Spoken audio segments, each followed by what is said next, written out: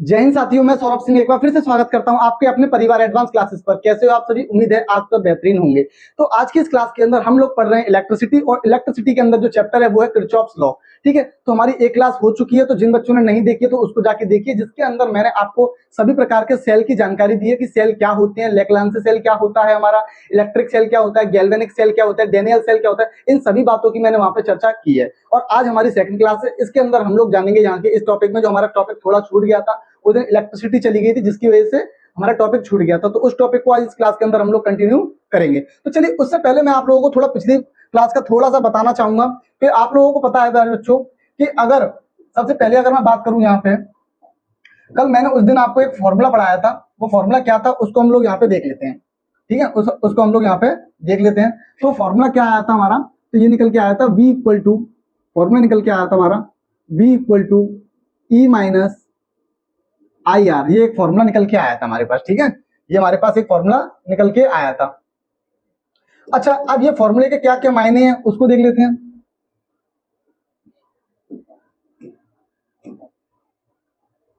ठीक है, अब ये फॉर्मूला निकल के आया था उस दिन हमारे पास। ये फॉर्मूला कब लगता है, तो ये फॉर्मूला मैंने जब बताया था, ये फॉर्मूला जब लगता है हमारा, जब मैंने बताया था जब सेल निरावेशित हो। निरावेशित होने का क्या मतलब है यहाँ पे? निरावेशित होने का यहाँ पे मतलब है कि सेल उस टाइम पे कैसा हो, डिस्चार्ज हो।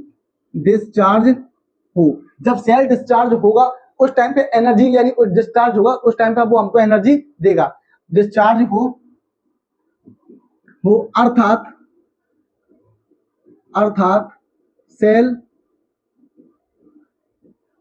धारा देता हो। किसको देता हो? हमको, माने हम लोग उसको यूज कर रहे हो, हमको धारा देता है। तो ये फॉर्मूला आपका तब लगेगा। अब इसी के साथ अगर ये वाला फॉर्मूला, एक केस और बताया था मैंने यहीं, इसके बाद एक फॉर्मूला और बताया था V इक्वल टू, मैंने बताया था अगर यहाँ पे E प्लस आई आर कर देता हूं मैं, यहाँ पे E प्लस आई आर कर देता हूं मैं यहाँ पे, तो क्या हो जाएगा? अगर यहाँ पे मैं आई आर कर देता हूं यहाँ पे, तो ये फॉर्मूला कब लगेगा मैंने बताया था, तो ये फॉर्मूला लगता है जब सेल हमारा क्या हो, चार्जिंग पे लगा हो। क्या हो? जब सेल चार्जिंग पे हो, यानी कि क्या हो बच्चों, चार्जिंग पे सेल हमारा आवेशित चार्जिंग पे लगा हो, चार्जिंग पे लगा हो अर्थात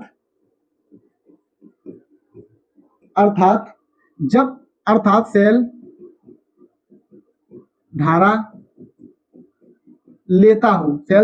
लेता हो खुद। जब सेल धारा खुद लेगा तो हम थोड़ी ना यूज करेंगे, यानी कि अभी चार्ज खुद हो रहा है वो, इसलिए। ठीक है, तो ये केस मैंने आपको बताया था, माइनस वाला कब लगेगा, प्लस वाला कब लगेगा। उसी के साथ मैंने आप लोगों को बताया था अगर सेल हमारा खुले परिपथ में होता है, क्या सेल हमारा खुले परिपथ में होता है तो क्या होता है? सेल हमारा खुले परिपथ में होता है, तो मैंने बताया था अगर सेल हमारा खुले परिपथ में होता है तो V और E आपस में क्या होते हैं, बराबर होते हैं। क्या होते हैं आपस में? ये बराबर होते हैं। ये कब होते हैं बराबर? तो मैंने बताया था जब सेल हमारा खुले परिपथ में हो। जब सेल, इसमें लिख सकते हैं, जब सेल खुले परिपथ में हो, खुले परिपथ में हो। अर्थात खुले परिपथ का मतलब क्या होता है कि यहाँ पे आई की वैल्यू जो है वो क्या हो जाएगी, जीरो। आई की वैल्यू क्या होती है खुले परिपथ में? अर्थात सर्किट में कोई भी धारा प्रवाहित नहीं हो रही है। तो उस अवस्था में अगर मैं यहाँ पे रखूंगा आई की वैल्यू जीरो, तो V का मान किसके बराबर आ जाएगा? E के बराबर आ जाएगा। E यहाँ पे विद्युत वाहक बल है। परिपथ का संपूर्ण विभवांतर को विद्युत वाहक बल कहते हैं। जितना हम यूज करते हैं उसको हम बोलते हैं टर्मिनल वोल्टेज, या टर्मिनल विभवांतर भी हम लोग इसको कहते हैं। तो उम्मीद है ये आपको पिछली क्लास में मैंने आपको बताया, तो यहाँ पे आपको भी समझ में आ गया होगा। अब इसके बाद हम आगे चलते हैं। चलिए, अब हम लोग चलते हैं। तो सबसे पहले मैं अगर बात करूं यहाँ पे विद्युत वाहक बल और टर्मिनल वोल्टा के बीच में, हम ग्राफ को देखेंगे। यहाँ पे क्या देखेंगे? ग्राफ को। तो अगर मैं इन दोनों के बीच में अगर ग्राफ खींचूं यहाँ पे, तो इन दोनों के बीच में अगर मैं यहाँ पे ग्राफ खींचूं, देखिए, तो अगर मैं ये, जैसे आप जानते हो कि ये हमारा क्या है, ये हमारा एक्स एक्सिस है, ये हमारा एक्स एक्सिस, ठीक है, और ये हमारा वाई एक्सिस। ठीक है, ये हमारा एक्स एक्सिस, ये हमारा वाई एक्सिस। अब अगर मैं यहां से देखूं इसको, हम थोड़ा, ये हमारा एक्स एक्सिस और ये हमारा वाई एक्सिस, तो यहां लिख देते हैं हम लोग, ये हमारा हो गया एक्स एक्सिस और ये हो गया हमारा वाई एक्सिस। ठीक है, एक्स एक्सिस वाई एक्सिस। अब आप ध्यान से देखिए, एक्स डायरेक्शन में हमारा क्या है, एक्स डायरेक्शन में हमने मान ली आई करंट है, और वाई डायरेक्शन में हमारा जो है वो है टर्मिनल वोल्टेज बी। तो इन दोनों के बीच में अगर मैं ग्राफ खींचूं तो बेसिकली इस तरीके का ग्राफ मिलता है मुझे। किस तरीके का, इस तरीके का, इस तरीके का मुझे ग्राफ मिलता है। इस तरीके से एक ग्राफ मिलता है मुझे, जहां पे जो कि एक स्ट्रेट लाइन की तरह होता है, ठीक है, इस तरीके का एक ग्राफ मिलता है। अगर मैं यहाँ पे इसकी कंपैरिजन करूं, क्या कंपैरिजन करूं, तो कंपैरिजन करने के लिए देखिए ध्यान से, पहले यहां तक नोट करिए। तो अब देखिए कंपैरिजन करने के लिए तो हम यहाँ पे लिखेंगे वी नो डेट। आप लोग जानते हो कि आपको मैंने बताया v इक्वल टू होता है ई माइनस के आई आर। आप लोग ये जानते हो v इक्वल टू होता है ई माइनस के आई आर। और ये वाला फॉर्मूला कब लगता है, तो इस फॉर्मूले को मैं कुछ इस तरीके से लिख सकता हूं क्या, तो आप बोलोगे यस सर लिख सकते हो, तो इस तरीके से लिख सकते हैं v इक्वल टू माइनस के आई आर प्लस ई। इस तरीके से लिख सकता हूं कि सर बिल्कुल लिख सकते हैं, कोई दिक्कत की बात नहीं है इसमें, तो इसमें कोई दिक्कत की बात नहीं है, ठीक है। तो इस फॉर्मूले को इस तरीके से लिख सकता हूं कि आप कहोगे बिल्कुल सर लिख सकते हैं, कोई दिक्कत की बात नहीं है इस फॉर्मूले में इस तरीके से लिखने में, आपने आगे पीछे तो किया है, कोई दिक्कत नहीं है। अब इसको, इस बात को जब मैं इस तरीके से लिख सकता हूं यहाँ पे, तो इसका मतलब ये क्या होता है, ये फॉर्मूला कब लगता है, जब सेल हमारा डिस्चार्ज हो, जब सेल हमारा सेल कैसा हो, सेल निरावेशित हो, निरावेशित हो, निरावेशित हो, अर्थात सेल धारा देता हो, सेल धारा देता हो। ये कब लगता है, जब सेल धारा हमको देता है। अब इसी के साथ आप लोगों को पता है, अगर मैं यहाँ पे, अगर मैं बात करूं यहाँ पे v इक्वल टू, अगर मैं यहाँ पे प्लस कर देता तो ये क्या हो जाता है, प्लस का आई आर प्लस ई। तो ये फॉर्मूला कब लगता है, फटाफट से बताइए, कमेंट में अभी बताया था मैंने, ये फॉर्मूला कब लगता है, तो ये फॉर्मूला जब लगता है जब सेल हमारा आवेशित हो, क्या, जब सेल हमारा आवेशित हो, अर्थात उस अवस्था में सेल धारा खुद लेता हो, अर्थात देखिए सेल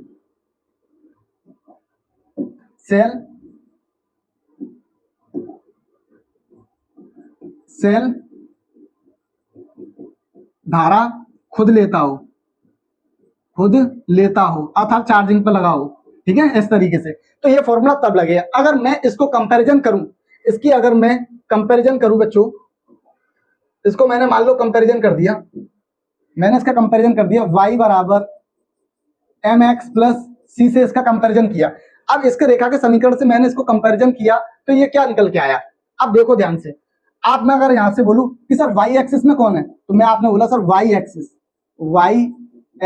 तो y एक्सिस में कौन है, तो y एक्सिस में है टर्मिनल वोल्टेज, क्या, यानी कि विभवांतर V, ठीक है। अगर मैं अब यहां से बोलूं, अब यहां बताइए x एक्सिस में क्या है, तो x एक्सिस में देखा मैंने, तो x एक्सिस में कौन है, तो x एक्सिस में क्या है हमारा I, क्या है I।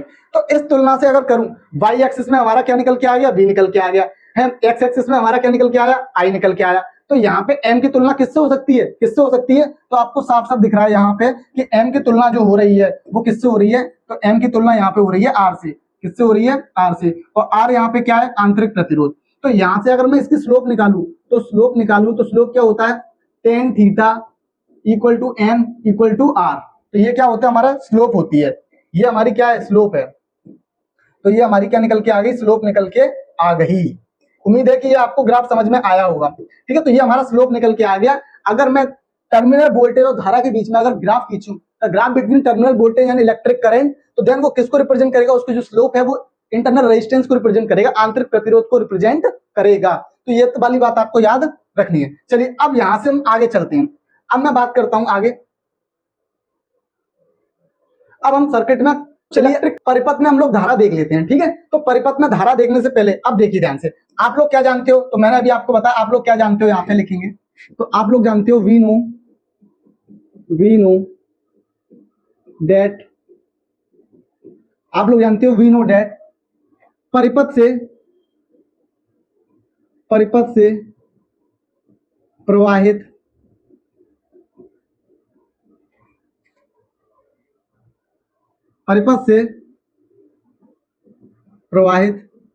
सेल द्वारा धारा,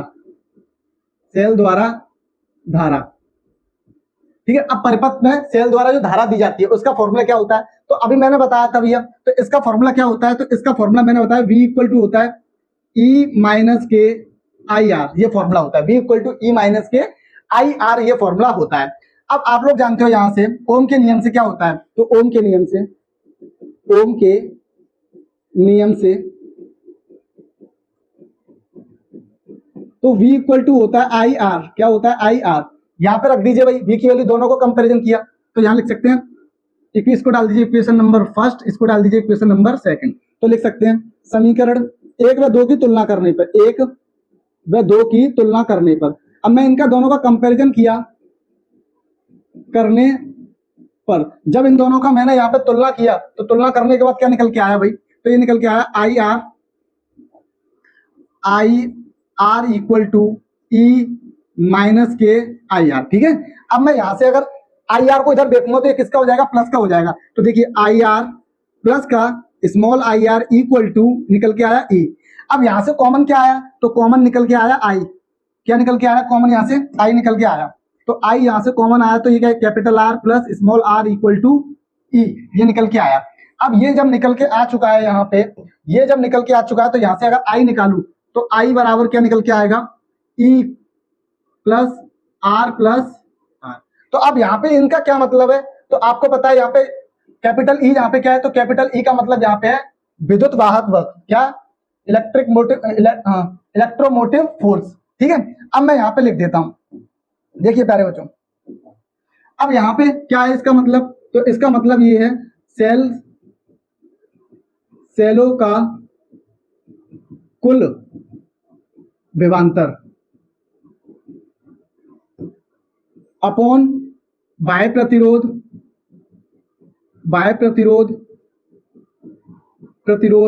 प्लस आंतरिक प्रतिरोध,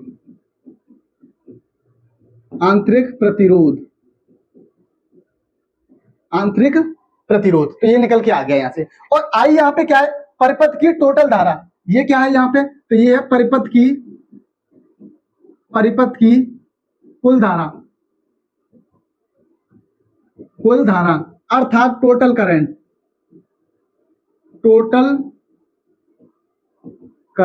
परिपथ की क्या है, टोटल करंट। और इस फॉर्मूले को बच्चों आपको याद रखना है, ये काफी काम आएगा, आपको याद रखना है इस फॉर्मूले को, ये काफी जगह यूज होगा इसलिए। ठीक है, तो यहां तक की बात आप लोगों को क्लियर हो गई। ठीक है, याद रखिएगा इस फॉर्मूले को। चलिए, अब ये तो हमने निकाले परिपथ में धारा का लिए, परिपथ में हमने धारा निकाल दी यहां से। ठीक है, अब चलते हैं, अब सेल के आंतरिक प्रतिरोध की बात करते हैं, सेल के आंतरिक प्रतिरोध की। ठीक है, तो सेल के आंतरिक प्रतिरोध को भी हम लोग यहाँ पे देख लेते हैं, तो सेल के आंतरिक प्रतिरोध को देख लेते हैं यहाँ पे, तो लिखेंगे यहाँ पे वही चीज हम लोग जानते हैं, वी नो दैट, तो we know that V equal to E minus के I R, V equal to क्या होता है, ई माइनस के आई आर। ठीक है, आर यहाँ पे स्मॉल आर यहाँ पे होता है आंतरिक प्रतिरोध। ठीक है, ये वाली बात। अब यहाँ पे लिखेंगे ओम के नियम के अनुसार, ओम के नियम से, तो ओम के नियम से क्या होता है, तो ओम का नियम क्या कहता है भाई, V इक्वल टू होता है आई आर होता है, V इक्वल टू क्या होता है, आई आर होता है। अगर मैं यहां से आई निकालू तो आई इक्वल टू हो जाएगा V अपॉन आर, क्या हो जाएगा, आई इक्वल टू हो जाएगा V upon R, I equal to क्या होता है, V अपॉन आर हो जाएगा। इसको डाल दो इक्वेशन नंबर फर्स्ट। अब आप लोग जानते हो कि इसी फॉर्मूले से मैंने अभी जस्ट आगे इसकी विद्युत धारा निकाली थी इस फॉर्मूले से, तो धारा क्या निकल के आई थी हमारे पास, E equal to R plus small R, capital R plus small R, ये हमारी धारा निकल के आई थी अभी। अब यहां से अगर इन दोनों का, इसको डाल दो इक्वेशन नंबर फर्स्ट, इसको डाल दिया सेकंड, इन दोनों का मैंने क्या कर दिया, आपस में कंपैरिजन किया। अब इनमें इन दोनों का मैंने जब यहाँ पे कंपैरिजन किया तो कंपैरिजन करने के बाद क्या निकल के आया हमारे पास, तो यहाँ पे रखा मैंने समीकरण 1 व 2 की तुलना करने पर, तो तुलना करने पर क्या निकल के आया, V upon R equal to E plus capital R plus small R, ये निकल के आया। अब यहां से मैंने इसको सॉल्व किया, अब इससे यहां से बस नॉर्मली कैलकुलेशन यहां से मुझे करनी है। अब यहां से मैंने निकाला तो क्या निकल के आया भाई, यहां से मैंने निकाला, इसको क्रॉस मल्टीप्लिकेशन करो, इसका किया तो V plus small are equal to, ये हो गया आपका ई आर। अब मैं यहां से अगर मैं V का डिवाइड कर दूं तो R plus small are equal to E R upon V हो जाएगा, ई आर अपॉन V हो जाएगा। ठीक है, यहां तक की बात समझ में आई आपको। अब इसके बाद आपको क्या करना है, अब इसके बाद आपको क्या करना है कि कैपिटल आर को इधर भेजूंगा राइट हैंड साइड, तो माइनस का हो जाएगा, तो क्या हो जाएगा R plus capital R equal to E R upon V. अब यहां से अगर मैं देखूं स्मॉल आर निकालना है तो क्या हो जाएगा E R upon V minus के आर, ये हो जाएगा यहां से। अब यहां से कॉमन निकालते हैं तो R equal to R capital R common आ रहा है, तो यहां पे क्या बचेगा ई अपॉन वी माइनस का 1। तो ये हमारे पास क्या आ गया, एक फॉर्मूला आ गया, क्या आ गया हमारे पास, एक रिलेशन आ गया इंटरनल रेजिस्टेंस और एक्सटर्नल रेजिस्टेंस में क्या आ गया, एक रिलेशन आ गया। और इन चीजों का क्या मायने है उसको हम लोग यहाँ पे देख लेते हैं।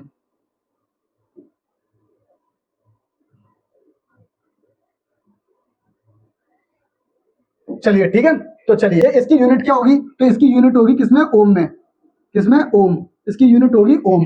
अब आर यहाँ पे क्या है, तो आर को हम बोलते हैं आंतरिक प्रतिरोध, क्या बोलते हैं आंतरिक प्रतिरोध, जो सेलों को धारा, सेलों के अंदर सेल को धारा प्रवाहित करने से रोकता है। ये यहाँ पे विद्युत वाहक बल, विद्युत वाहक बल, सेल का संपूर्ण विभवांतर, और वी टर्मिनल वोल्टेज जितना हम सर्किट में उपयोग करते हैं, ठीक है। और आर यहाँ पे क्या है, तो आर यहाँ पे हमारा बाह्य प्रतिरोध, कोई अगर हम बैटरी से कोई चीज जोड़ रहे हैं, कोई युक्ति जोड़ रहे हैं, उसका प्रतिरोध, उसको हम कहते हैं बाह्य प्रतिरोध, ठीक है। तो उम्मीद है ये आपको रिलेशन समझ में आ गया होगा। आंतरिक प्रतिरोध के लिए हमने फॉर्मूला निकाल लिया है यहाँ पे, ठीक है। चलिए आगे, परिपथ में शक्ति, अब परिपथ में क्या निकालनी है, अब सर्किट में निकालनी है क्या, शक्ति निकालनी है, क्या निकालनी है, शक्ति निकालनी है। तो परिपथ में शक्ति, तो शक्ति का फॉर्मूला क्या होता है, तो शक्ति का फॉर्मूला होता है पावर का P इक्वल टू होता है वी आई, वी यहाँ पे क्या है, तो वी यहाँ पे टर्मिनल वोल्टेज और आई यहाँ पे विद्युत धारा। तो आप फॉर्मूला जानते हैं P इक्वल टू होता है वी आई। अगर ओम के नियम से देखो, यहाँ से ओम के नियम से, ओम के नियम से, तो ओम का नियम क्या कहता है, ओम का नियम कहता है V equal to I R, रख दीजिए यहाँ पे, तो P इक्वल टू हो गया, यहाँ पे V की जगह रखा आई आर इंटू आई, तो एक P की वैल्यू निकल के आएगी तुम्हारे पास I square into R, equation number 2 डाल दीजिए। अब प्यारे बच्चों, अब यहां से आप लोग अगर हम देखें, तो यहां से अगर हम देखें तो आई की वैल्यू क्या निकल के आती है, वी नो आई की वैल्यू हम लोग जानते हैं क्या, सेल से धारा क्या निकल के आई थी, I equal to capital E plus capital R plus small r, इसकी वैल्यू को रख दो, तो P equal to E upon capital R plus small r into R, और इसका क्या हो जाएगा होल स्क्वायर, क्योंकि स्क्वायर है वहां पे। क्लियर है मेरी बात, बताइए फटाफट से कि यहां तक की बात क्लियर है तो बताएं फटाफट से। तो ये वाली बात उम्मीद है कि आपको समझ में आ गई होगी, क्योंकि यहाँ पे सिर्फ वैल्यू पुटअप करी है मैंने यहाँ पे, ठीक है। तो ये निकल के आ चुकी है हमारे पास। अब यहां से अगर मैं देखूं तो ये फॉर्मूला निकल के आएगा P इक्वल टू, ये हो जाएगा आपका E square R upon small capital R plus small r का होल स्क्वायर। तो ये निकल के आ गई हमारे पास, शक्ति निकल के आ गई, क्या सेल की शक्ति निकल के आ गई हमारे पास, ठीक है। ये हमारे पास शक्ति निकल के आ गई, और ये शक्ति जो है इसकी जो यूनिट होती है वो होती है क्या, वॉट, क्या होती है, वॉट होती है। अब ये तो शक्ति निकल के आ गई, अगर मैं चाहता हूं कि इसकी अधिकतम शक्ति चाहिए मुझे, क्या चाहिए, अधिकतम, मैक्सिमम अगर पावर निकालनी तो कैसे निकालेंगे, तो मैक्सिमम पावर के लिए मैं इसको क्या कर दूंगा, ऑन बोर्ड से दोनों पक्षों से इसको डिफरेंशिएशन कर दूंगा, किसके इसका मैं क्या कर दूंगा, डिफरेंशिएशन कर दूंगा भाई, ठीक है। यहाँ तक की बात आपको समझ में आ गई। अब मैं क्या करूंगा कि ये परिपथ में शक्ति की गणना कर ली, इसका रिजल्ट निकाल लिया, अब मुझे चाहिए सर्किट की मैक्सिमम पावर। मैक्सिमम पावर के लिए हम लोग क्या करेंगे कि इसका एक्सटर्नल रेजिस्टेंस बाह्य प्रतिरोध कैपिटल आर के रेस्पेक्ट में क्या कर दूंगा, मैं इसको डिफरेंशिएशन कर दूंगा, ठीक है, अवकलन करने पर। तो देखिए, तो यहां लिखेंगे अधिकतम शक्ति के लिए,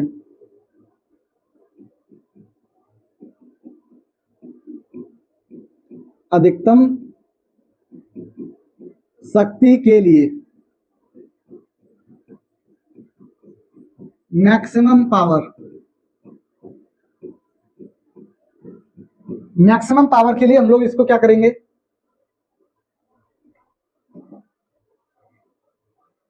ठीक है, मैक्सिमम पावर। अब इसको मैक्सिमम पावर के लिए हम लोग क्या करेंगे, इसको देखिए, तो मैक्सिमम पावर, अगर मुझे क्या करना है, इसको मैक्सिमम पावर करना है तो इसके लिए मुझे क्या करना पड़ेगा, लिखेंगे अधिकतम शक्ति के लिए, अधिकतम शक्ति के लिए दोनों पक्षों का बाह्य प्रतिरोध, बाह्य प्रतिरोध के सापेक्ष अवकलन करने पर अब इन दोनों का भाई मैं क्या करूंगा, अवकलन। हमारे पास फॉर्मूला क्या है, फॉर्मूला हमारे पास ये निकल के आया, अभी ये निकल के आया, ठीक है। P बराबर कहां गया, ये रहा, ठीक है। P बराबर ये रहा। अब देखिए एकदम शक्ति के लिए दोनों पक्षों का हमें क्या करना है, डिफरेंशिएशन करना है अर्थात अवकलन करना है, ठीक है। तो रिजल्ट हमारे पास क्या निकल के आया, तो P बराबर फॉर्मूला निकल के आया E square into R upon capital R plus small r का होल स्क्वायर। अब मुझे क्या करना है, इसका करना है डिफरेंशिएशन। अगर मैं इसका यहाँ पे डिफरेंशिएशन करता हूं तो ये क्या निकल के आएगा, dP अपॉन dr। किसके रेस्पेक्ट में करना है, तो बाह्य प्रतिरोध के रेस्पेक्ट में करना है, तो ये हो जाएगा आपका E स्क्वायर R अपॉन ये हो जाएगा capital R plus small r का होल स्क्वायर। ये निकल के आ गया हमारे पास, ठीक है, ये निकल के आ गया। अब हमें यहाँ पे क्या है, मैं आपको एक फॉर्मूला बताता हूं, इसको आप लोग देख लीजिए। आपको यहाँ पे फॉर्मूला याद रखना है, कुछ फॉर्मूले आपको याद रखने हैं। अगर कहीं पे लिखा हो x की power n d over dx, तो ये हो जाएगा nx n माइनस के 1, ठीक है। एक तो ये फॉर्मूला याद रखना है, और कहीं पे लिखा हो d ओवर dx a की पावर x की पावर n, तो a क्या है, कांस्टेंट, तो कांस्टेंट को बाहर निकाल देंगे और ये बचेगा हमारे पास nx n माइनस के 1, यानी x की पावर n का तो ऊपर वाला है ही है। और एक फॉर्मूला आपको दे रखा हो, अगर u अपॉन b की फॉर्म में दे रखा हो, इस तरीके से u अपॉन b की फॉर्म में दे रखा हो, तो नीचे का करना, नीचे वाले फंक्शन का करना है स्क्वायर, और इसी को यहाँ पे रखना है फिक्स, ऊपर वाले का डिफरेंशिएशन, फिर माइनस ऊपर वाले को ही रखना है फिक्स और फर्स्ट वाले का डिफरेंशिएशन। ये फॉर्मूला अभी आपको याद रखना है, तीनों फॉर्मूला यूज करूंगा। अब यहाँ पे ध्यान से देखिए, अब देखो यहाँ पे कांस्टेंट क्या है, तो ये मैंने निकाला dP अपॉन dr। अब कांस्टेंट यहाँ पे E स्क्वायर क्या है, कांस्टेंट है बिल्कुल, तो ये आ गया बाहर। क्या बचा हमारे पास, तो हमारे पास क्या बचेगा भाई,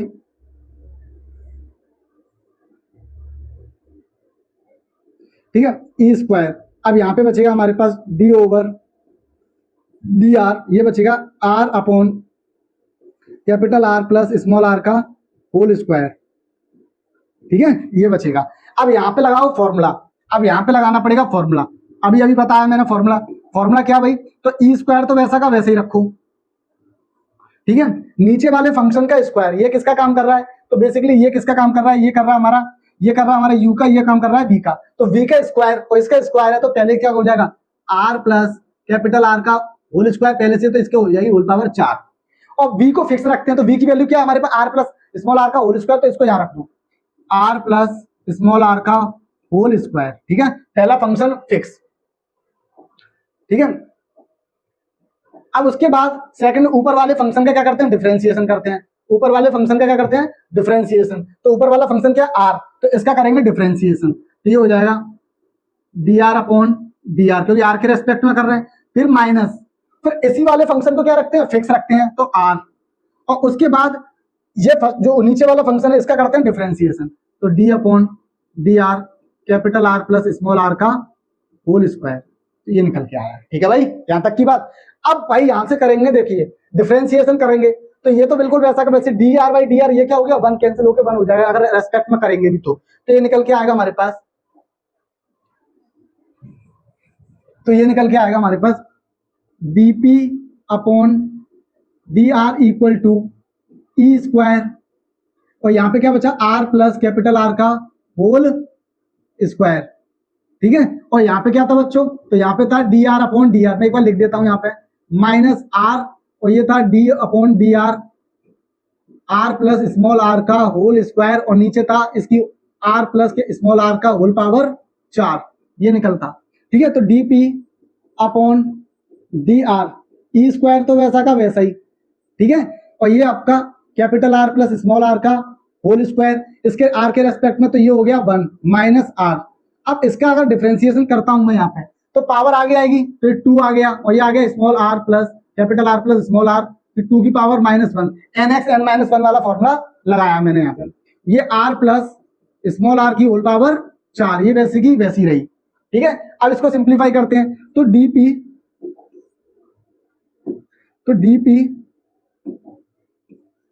dP upon D R E square तो वैसा का वैसा ही, ठीक है।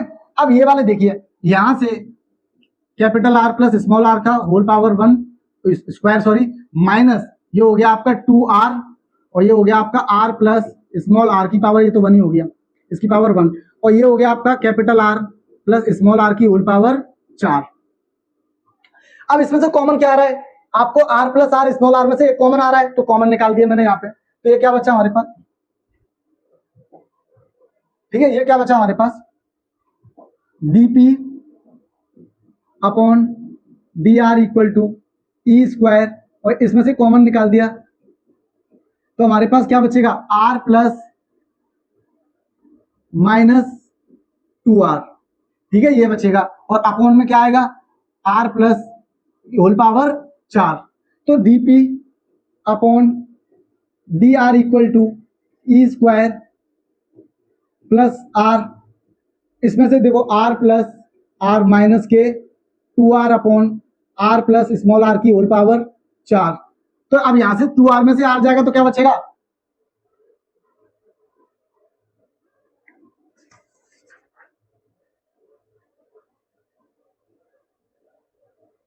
ठीक है, तो ये क्या बचेगा, तो dp upon D R equal to E square capital R plus small R, और ये क्या बचेगा हमारे पास, r माइनस के r upon r plus small r की होल पावर 4, ये निकल के आया। इसको डाल दीजिए, क्वेश्चन नंबर आपको डाल दीजिए फर्स्ट, ये डाल दिया मैंने, ठीक है। अब आपको अधिकतम के लिए क्या करना है, अगर अधिकतम पावर निकालनी है तो इसका हमें क्या करना पड़ेगा, इसके लिए हमको क्या करना पड़ेगा, तो इसके लिए मुझे करना पड़ेगा dp बाय dr, इसकी वैल्यू रखनी पड़ेगी 0 के बराबर, क्या रखनी पड़ेगी, 0 के बराबर, और जब मैंने इसको 0 के बराबर रखा यहाँ पे, जब 0 के बराबर रखा मैंने यहाँ पे, तो क्या निकल के आया भाई, तो देखिए ई स्क्वायर आर माइनस के दिस आर प्लस की होल पावर 4, और बराबर में क्या निकल के आया, 0। इन सबको 0 के बराबर में जब भेज दिया तो r माइनस के दिस बराबर 0, तो r बराबर क्या निकल के आ गया, कैपिटल R। अधिकतम शक्ति के लिए याद रखना है इस बात को, अधिकतम शक्ति के लिए, अधिकतम शक्ति के लिए, शक्ति के लिए आंतरिक प्रतिरोध, आंतरिक प्रतिरोध बाह्य प्रतिरोध के क्या होना चाहिए, बराबर होना चाहिए, के आंतरिक प्रतिरोध बाह्य प्रतिरोध, बाह्य प्रतिरोध के बराबर होना चाहिए, बराबर होना चाहिए, ठीक है, आंतरिक प्रतिरोध। अब इसकी वैल्यू उठा के मैं रख रहा हूं कहां पे, यहां पे, इसकी वैल्यू उठा के यहां रख दो,